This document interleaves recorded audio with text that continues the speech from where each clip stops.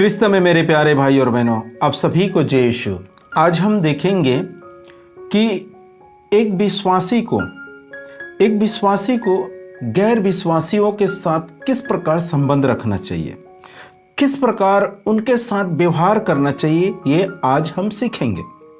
देखिए, बहुत सारे लोग ये कहते हैं कि उनसे संगति नहीं करना, उनके त्योहारों में सम्मिलित नहीं होना, या आपको उनके त्योहार को मनाना भी नहीं है, नहीं तो आप उनके समान हो जाएंगे। यूं कहें तो आप उनके सदृश बन जाएंगे। इस प्रकार से लोग समझाते हैं, लेकिन प्रभु यीशु मसीह के वचन को जब आप पढ़ेंगे तो प्रभु यीशु मसीह कुछ अलग तरीका से सिखाते हैं, कुछ अलग ढंग से बताते हैं। प्रभु यीशु मसीह जो आज के लोग सिखाते हैं वैसा कुछ भी नहीं है। प्रभु यीशु मसीह गहराई से समझाते हैं, गहराई से सिखाते हैं कि किस प्रकार आपको एक मसीही है, एक विश्वासी है, तो गैर मसीहियों के साथ या एक गैर विश्वासियों के साथ कैसे आपके संबंध होना चाहिए, किस प्रकार आपको व्यवहार करना है, ये प्रभु यीशु मसीह सिखाते हैं। आइए हम परमेश्वर के वचन की ओर बढ़ेंगे और इस गहराई से समझने की कोशिश करेंगे। मेरे साथ निकालिए इफिसियों के पत्र अध्याय 2 पद संख्या 14। मैं आपके लिए पढ़ता हूं, आप ध्यान से सुनिए। क्योंकि वही हमारी शांति है, उन्होंने यहूदी और गैर यहूदी को एक कर दिया है, दोनों में शत्रुता का जो दीवार थी उसे उन्होंने गिरा दिया है। यहां पर परमेश्वर के वचन में कुछ इस प्रकार लिखा है, क्योंकि वही हमारी शांति है। कौन हमारी शांति है? प्रभु यीशु मसीह। प्रभु ईसा मसीह ही हमारी शांति है। और आगे लिखता है, उन्होंने यहूदी और गैर यहूदी को एक कर दिया है।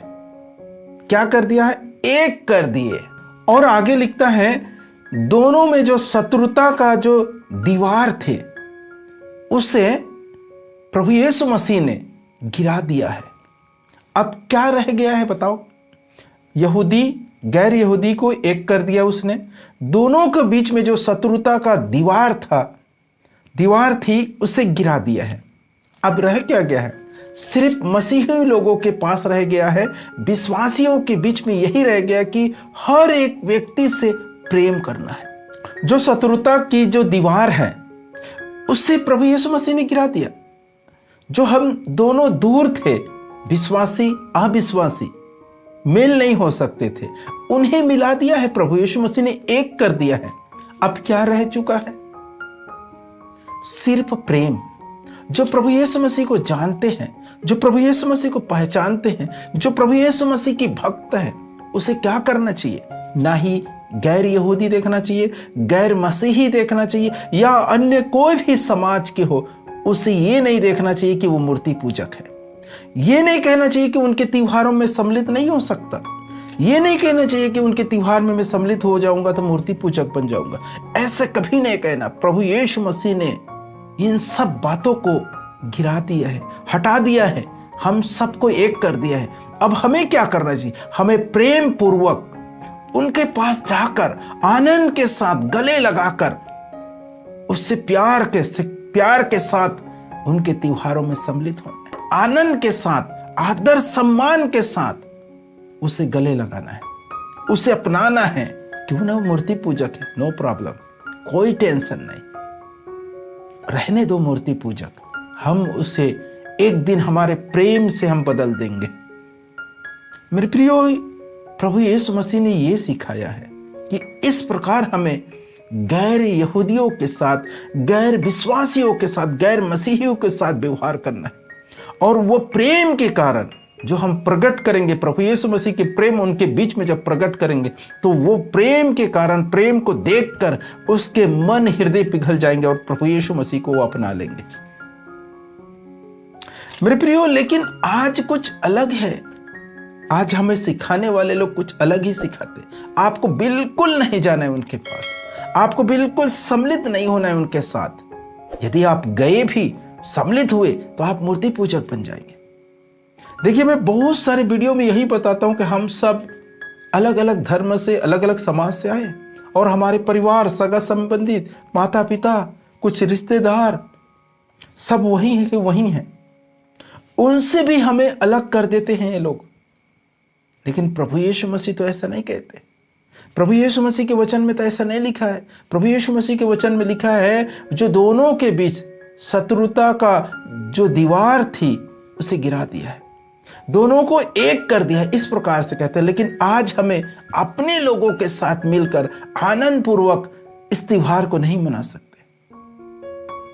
उनके साथ मिलकर आनंद के साथ बैठकर भोजन नहीं कर सकते। ये हमारी समस्या बना दी है, ये हमारे बीच में उलझने पैदा कर दी है जो हमें सुलझा नहीं पा रहे। हम अपने परिवार की सुध ही नहीं ले सकते, हम अपने परिवारों के साथ आनंद नहीं मना सकते, अपने परिवारों के साथ खाना नहीं खा सकते। इस कारण से बहुत सारे परिवार जो है वो बिखर चुके हैं। बहुत सारे परिवार जो है बहिष्कार हो चुके हैं, समाज से, गांव से, परिवारों से उन्हें बहिष्कार कर देते हैं। क्यों? ये प्रभु यीशु मसीह के नाम पर नहीं होते, ये हमारे आचरण, व्यवहार के कारण इस प्रकार से है। आइए मैं आपके लिए एक और वचन को पढ़ना चाहूंगा। तिमोती के नाम संत पौलुस का पत्र, अध्याय 5 पद संख्या 8। जो अपने संबंधियों की, विशेषकर अपने निजी परिवार की देखरेख नहीं करता, वह विश्वास त्याग चुका है और अविश्वासी से भी बुरा है। यहां पर प्रभु यीशु मसीह के वचन में लिखा है, जो अपने संबंधियों की, विशेषकर अपने निजी परिवार की देखरेख नहीं करता, वह विश्वास त्याग चुका है और अविश्वासी से भी बुरा है। परमेश्वर के वचन में ऐसा लिखता है। जो लोग अपने सगा संबंधी, अपने रिश्तेदार, यहां तक कि अपने निजी परिवार को देखरेख नहीं करता, वो विश्वास त्याग चुका है। वो व्यक्ति कैसा है? विश्वास त्याग चुका है और अविश्वासियों से भी वो बुरा है, इस प्रकार से लिखा है।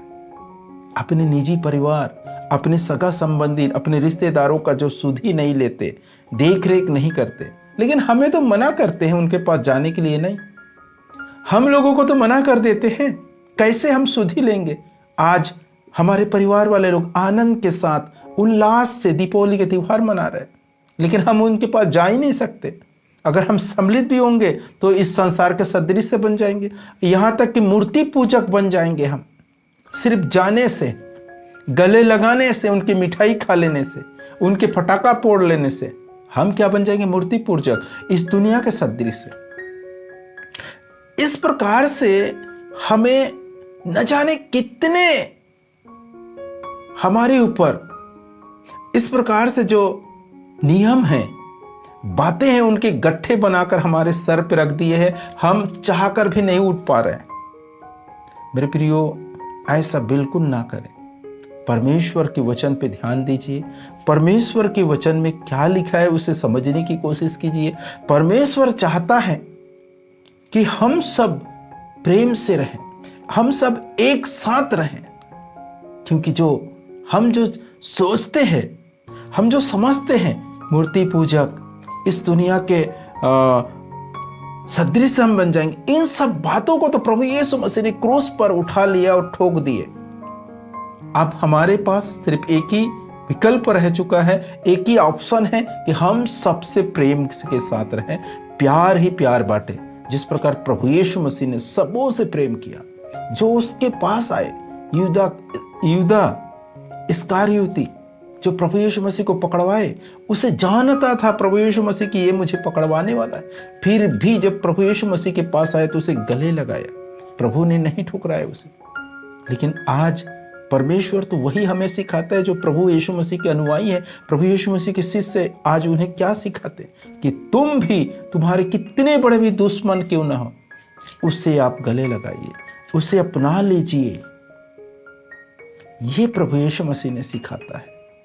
लेकिन आज हमें उल्टा सिखाने वाले लोग भी आ चुके हैं, क्योंकि प्रभु यीशु मसीह के वचन में लिखा है, अंतिम क्षणों में झूठे नबी प्रकट होंगे, लेकिन हमें उस झूठे नबी के ऊपर ध्यान नहीं देना है। हमें प्रभु यीशु मसीह ने सिखाए हुए प्रेम को अपनाना है और प्रेम के साथ लोगों को जीतने की कोशिश करना है। मेरे प्रियो, आपके स्वभाव इस प्रकार हो जाएंगे तो मैं आपको यकीन दिलाता हूं, बहुत सारे परिवार, बहुत सारे लोग आपके प्रेम को देखकर प्रभु यीशु मसीह के पास आ जाएंगे और प्रभु यीशु मसीह को पहचान जाएंगे। आप करके तो देखिए। आप इस साल दीपावली में सम्मिलित हो जाइए, दीपावली मनाइए। उसे देखकर बहुत सारे लोग प्रभु यीशु मसीह के पास नहीं आएंगे, लेकिन प्रभु यीशु मसीह के गुणगान करेंगे कि प्रभु यीशु मसीह के लोग बहुत अच्छे लोग हैं। इस प्रकार कहना चालू करेंगे। मेरे प्रियो, आप समझिए और इसी के अनुसार अगर जीना चाहते हैं तो परमेश्वर पिता आप सबों को भरपूर मात्रा में आशीष प्रदान करे। आप सभी को जय यीशु।